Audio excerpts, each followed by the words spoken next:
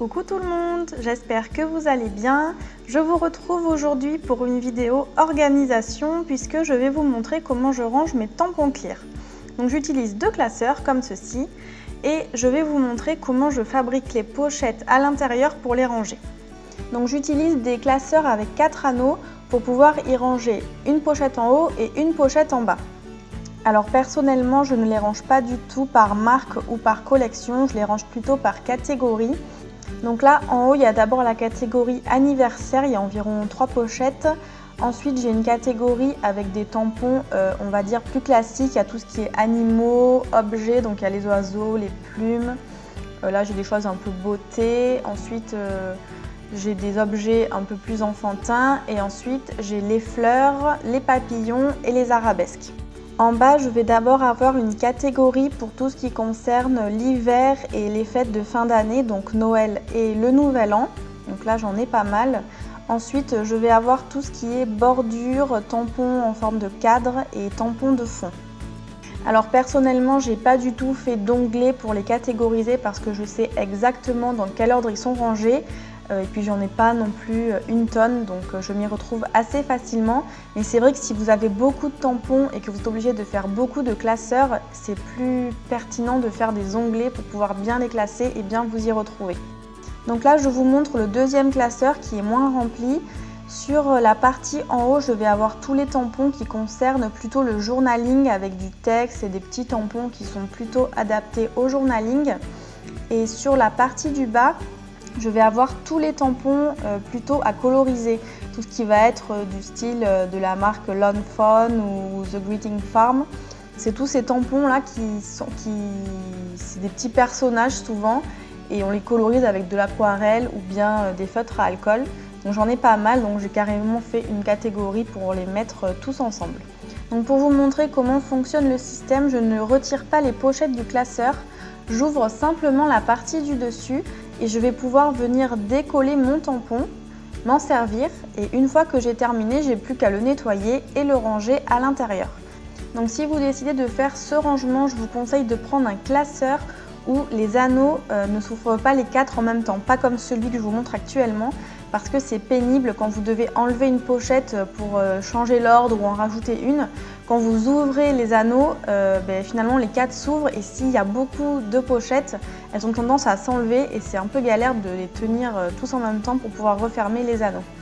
On va rentrer dans le vif du sujet, je vous montre comment je fabrique les pochettes.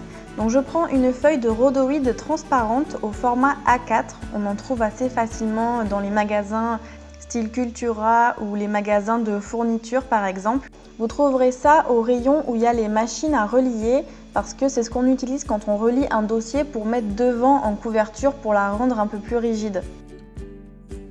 Donc ce que je vais faire, c'est que je vais recouper ma feuille en deux dans le sens de la longueur. Ensuite, je prends une perforatrice classique à 2 trous que je vais régler sur la taille A6.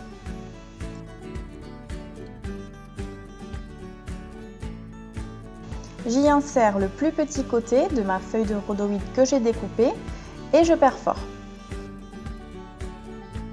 Je vais ensuite venir replier ma feuille en deux en alignant le bord avec l'extrémité des trous que je viens de perforer.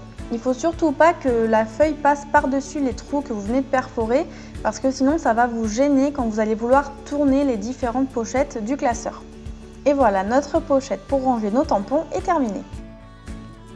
Du coup, je vais pouvoir venir y ranger ce set de tampons. Donc j'ouvre la pochette que je viens de créer et je vais tout simplement venir coller les tampons à l'intérieur un à un. Vu que ma pochette est de la même matière que le support sur lequel ils sont initialement collés, ça colle super bien. Dans le cas où vous auriez des tampons qui sont un peu usés, qui collent plus très bien, il faut simplement les laver à l'eau savonneuse et ils redeviennent collants et vous pourrez ainsi les ranger dans la pochette. Alors il y en a, je sais, qui vont me dire qu'elles n'aiment pas ce système parce que c'est vrai qu'on ne voit pas super bien les tampons qui sont à l'intérieur des pochettes. Alors comme je vous disais, moi j'en ai pas non plus 3 tonnes, donc je sais les tampons que j'ai et je sais comment ils sont rangés dans mon classeur. Mais si vraiment vous en avez beaucoup et que vous ne savez pas trop comment vous y retrouver, vous avez juste à les tamponner sur une feuille de papier autocollant blanc par exemple. et vous venez coller le papier où vous avez tamponné les tampons sur le devant de la pochette. Comme ça, vous savez exactement quels tampons sont rangés dans quelle pochette. Donc là, maintenant que j'ai fini de ranger les tampons dans la pochette, j'ai plus qu'à venir les insérer dans mon classeur. Donc dans mes 2 classeurs, j'ai tous mes tampons clear, c'est-à-dire tout ce que je vous ai montré.